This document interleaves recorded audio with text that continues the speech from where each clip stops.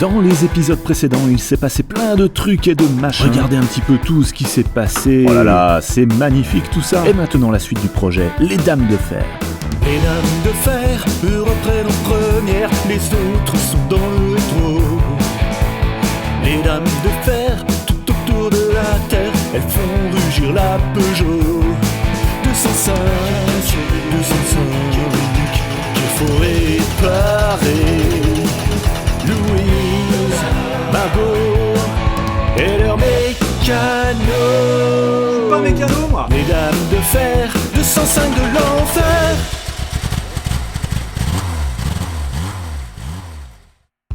Hey, salut à tous, bienvenue sur Garage Bagnole et Rock'n'Roll. Je vous ai menti, je vous ai dit dans l'épisode précédent que j'en avais fini avec le nettoyage de ce compartiment moteur. C'est faux, il y a encore beaucoup de saleté là-dedans. J'ai continué un petit peu avec le nettoyeur vapeur, j'ai fait la face avant là, du moteur.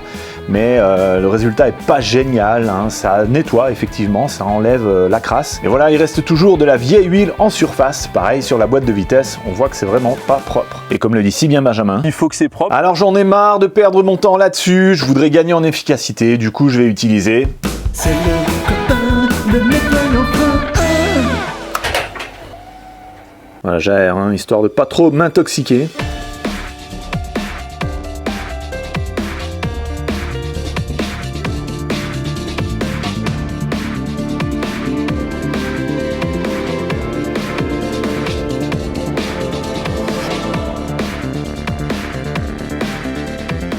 Alors c'est beaucoup mieux, hein. Là, j'ai même fait une partie de l'avant du moteur et pour l'autre partie là à gauche, je pense que je vais enlever cet alternateur qui est rempli d'huile. Là c'est juste pas possible qu'il marche encore le truc là. Vu l'état, de toute manière cet alternateur, je dois le changer, hein. C'est dans la liste des choses à faire pour la préparation à l'Europe Raid et j'en ai déjà acheté un neuf, donc là il dégage. Et tant que j'y suis, je sors la courroie. Ok.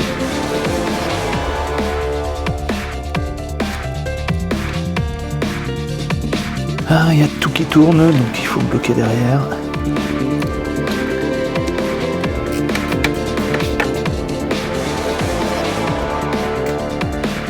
Allez, je vais enlever tout le faisceau de câble.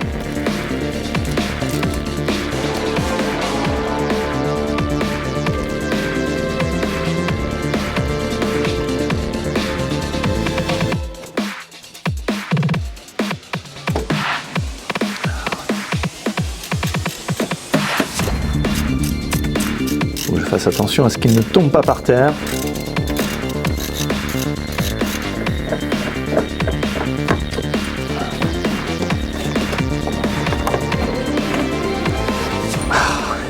Pas qu'il passe pas par le dessus là. Ah, heureusement, comme c'est une petite voiture, on peut passer la main en dessous. Tadam! Et je peux continuer à nettoyer.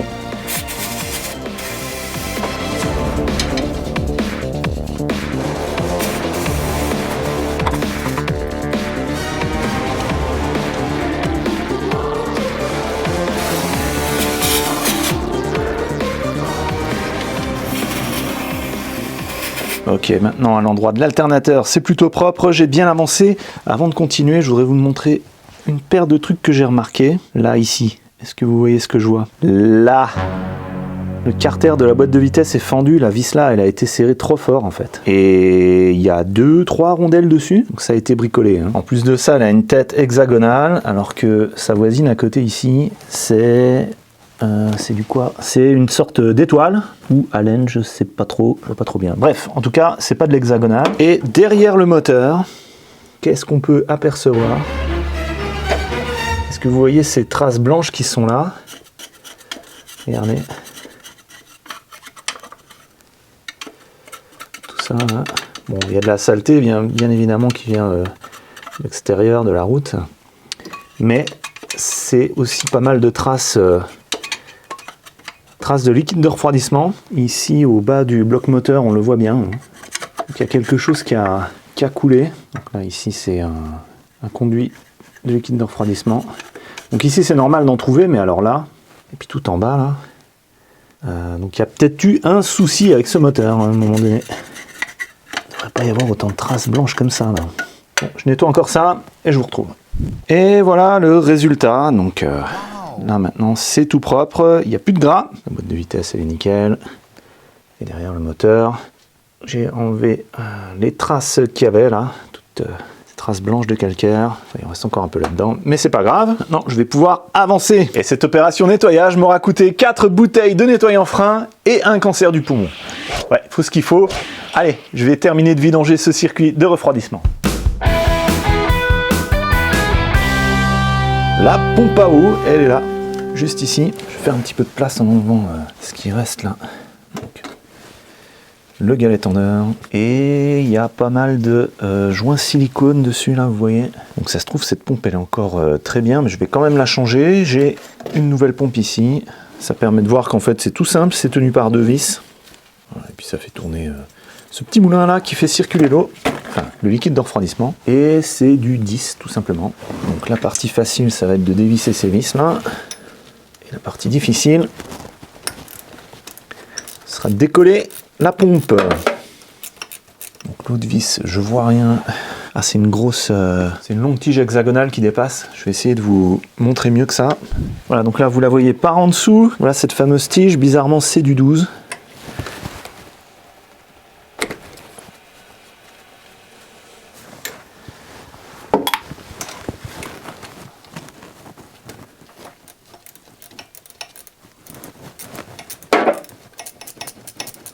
Voilà, donc les 2 vis c'est facile.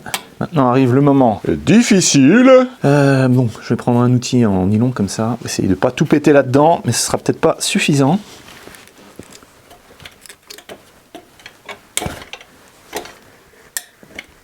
Ok, je suis en train de péter l'outil. Petit coup de marteau pour décoller ça. Plutôt essayer de faire levier, genre par là. Ouais. C'était ça la bonne technique. Bon, ça va vidanger le reste. Le liquide de refroidissement qu'il y avait là-dedans. Elle est pas mal cette pompe. Aucun jeu. Donc là on a une pompe avec la partie là qui est en métal. Est-ce que la pompe de remplacement ici en plastique c'est mieux ou pas? Haha, franchement je n'en sais rien. Elle n'a pas l'air d'être très vieille en plus cette pompe là. On a le joint torique. Le silicone qui a été rajouté en plus. Ah là là. Franchement, j'en sais rien. Bon, là, vous voyez bien la différence entre l'ancienne pompe et la nouvelle. C'est principalement ici l'hélice, entre guillemets, de la pompe. Ici, construction finalement assez basique avec de la tôle pliée. Alors, je sais pas trop lequel est le plus efficace pour pulser de l'eau. La pièce là, on voit qu'il y a des trous ici. On voit que c'est légèrement incurvé là. C'est en forme de dôme ici. Je me dis qu'il y a peut-être plus de chances que cette pièce là fasse mieux circuler l'eau que celle-là. Même si elle est en plastique, elle est peut-être plus efficace. Après, voilà, niveau résistance dans le temps, bon, j'en sais rien. Maintenant, ces pompes là, on doit les changer à chaque fois qu'on fait une distribution. Donc j'imagine que le plastique est fait pour durer au moins ce temps-là. Voilà, donc dites-moi ce que vous en pensez en commentaire de ces 2 pompes. Ça m'intéresse, je pense que ça intéressera aussi les autres. Je pense que je vais remonter celle-là, la neuve. Et avant de la remonter, je pense que je vais essayer de nettoyer ici le circuit de refroidissement. Je ne sais pas si vous voyez, mais en fait le niveau a complètement baissé, c'est quasiment vide maintenant. Je pense que c'est simplement dû au fait que quand j'ai enlevé la pompe, ça a permis au liquide qui était là-dedans de sortir. Donc je vais tout simplement prendre de l'eau et puis l'injecter ici sur les bords des cylindres.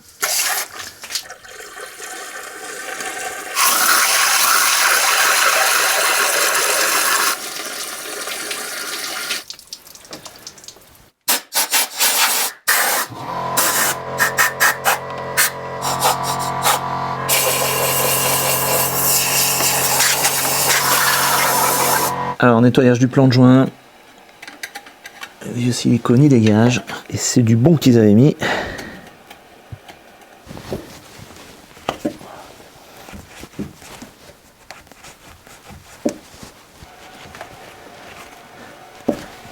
Il y a un petit peu de rouille ici sur le pourtour, donc un petit coup de papier de verre, ça devrait aider. C'est vraiment un grain fin que je prends. Ça va être du 600.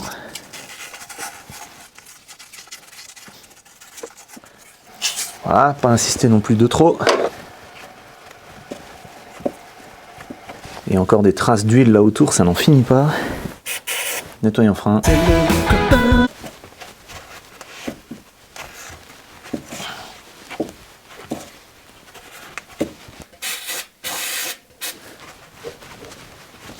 Ok, c'est beaucoup mieux. Voilà, le plan de joint est bon.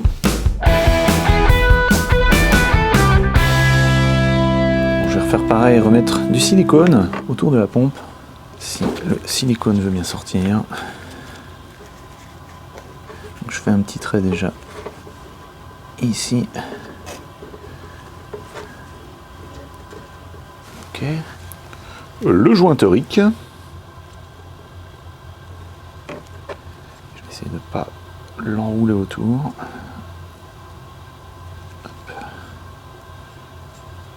Et je remets un petit coup de silicone par-dessus. C'est vraiment juste un peu. Voilà.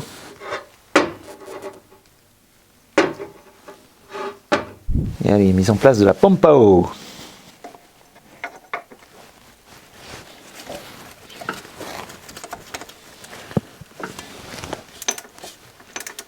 Serrage à 11 Nm. Il faudrait que je tienne un peu mieux ma clé. Ça va être toujours bien réglé.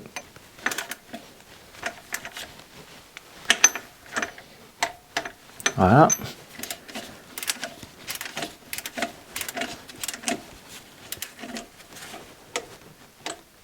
Et voilà. Voilà, donc on voit juste un tout petit boudin de silicone qui dépasse. Il y en a beaucoup moins qu'avant. Je pense qu'avant, ils en avaient mis un petit peu trop. De retour sous le moteur, je vais m'occuper de cette poulie et surtout de ce qui est juste derrière, c'est-à-dire le joint spi de Villebrequin. Elle ne veut pas se dévisser. Voilà. Donc là, je suis au-dessus, je retiens les pistons à la main. Donc, la vis avec sa rondelle. Et la poulie qui est clavetée. Ici, il y a une petite clavette. Vous voyez cette petite dent là? Elle vient se mettre dans le creux qui est là, dans la poulie. Donc, il n'y a pas moyen de désynchroniser la poulie du bas. Grâce à ça. Alors là, qu'est-ce que c'est? Une rondelle en caoutchouc? J'ai jamais vu ça. Alors, est-ce que ça s'enlève? Ouais, ça a l'air de bouger. Et là derrière, on a accès à notre joint spi de Villebrequin, qui d'ailleurs vient frotter ici. Ah, d'accord. Hein, donc là, vous voyez ce trait. Et bien, c'est là où la lèvre du joint spi vient pour faire l'étanchéité. Éjection du vieux joint. J'essaye avec un tournevis.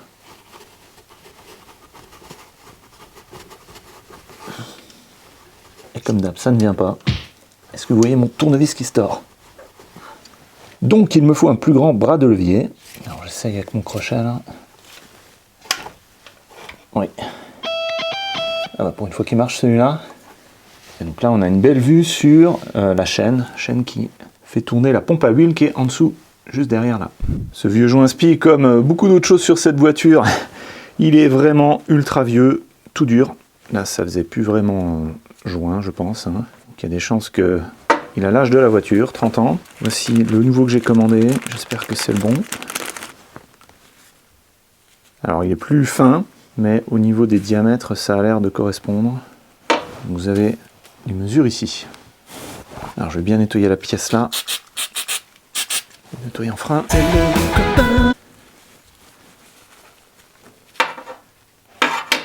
Ok, nettoyage.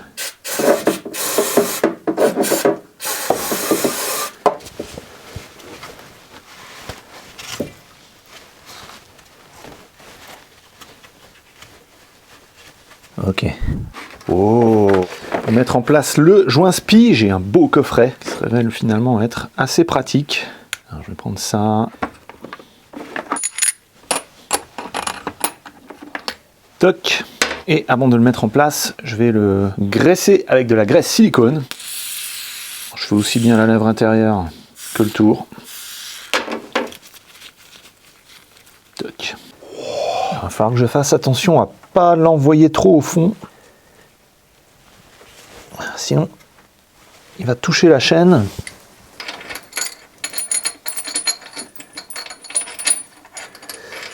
C'est un peu court, il me faut une cale un peu plus longue là. J'en ai empilé 2.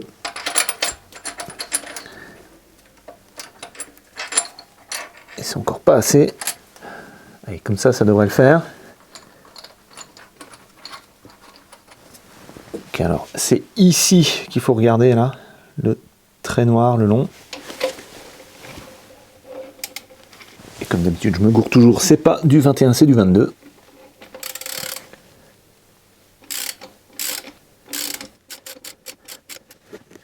Ok, là on est pas mal.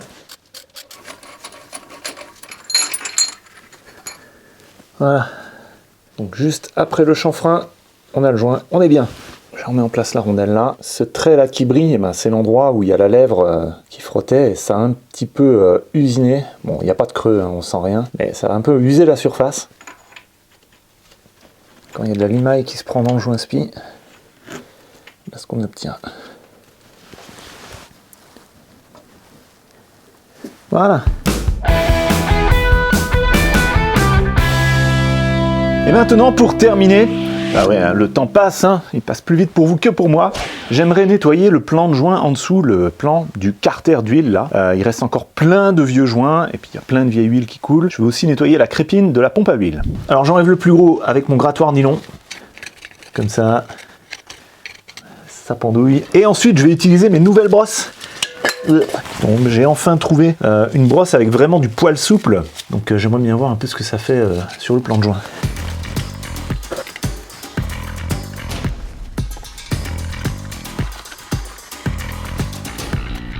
Ok, j'ai enlevé le plus gros. Je dégraisse un peu.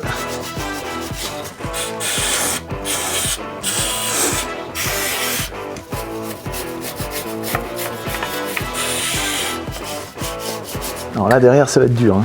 Ça qui gêne.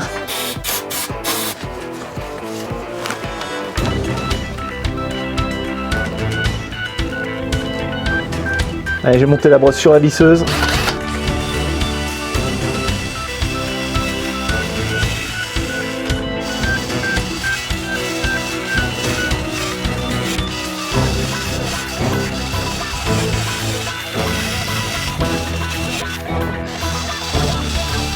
Ouais, moyennement convaincu. Il reste des traces quand même.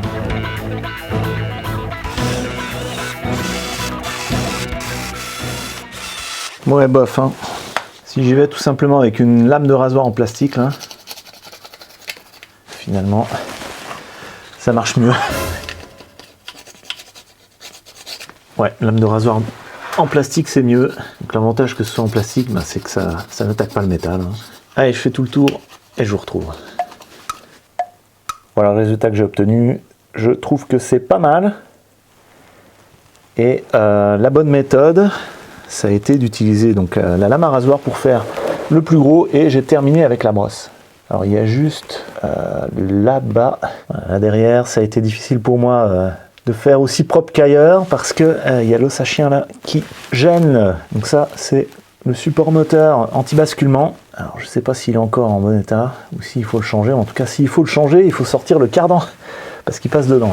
Bon, on verra ça plus tard. Je vais passer un petit coup sur la crépine d'huile. Donc la crépine d'huile, c'est un filtre avec une maille comme ça, un tamis assez grossier, hein. C'est juste pour éviter qu'il y ait des grosses particules qui passent dans la pompe. Donc ce tamis, il a l'air d'être quand même plutôt propre.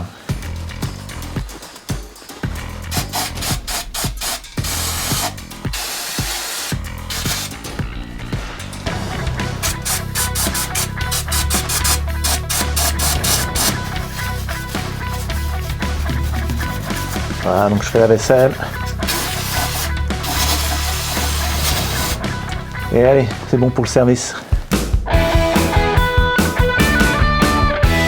Et voilà, c'est tout pour aujourd'hui. Bon, ma pompe à eau changée, joint speed vilebrequin changé aussi, et surtout, le compartiment moteur est propre. Et ça fait vraiment du bien. Donc là, c'est la bonne partie du projet, hein, celle où on remonte, où on travaille avec des pièces bien propres. Enfin, il me reste encore toutes les pièces qui sont dans la caisse rouge là derrière moi à nettoyer. Dans le prochain épisode, on devrait être en mesure de remettre en place la culasse. Dans la description, vous retrouverez comme d'habitude les liens vers tous les outils et les produits que j'ai utilisés dans cette vidéo. Ici, je vous laisse la playlist de ce super projet Les Dames de Fer. En dessous, un super épisode aléatoire sélectionné par YouTube pour vous.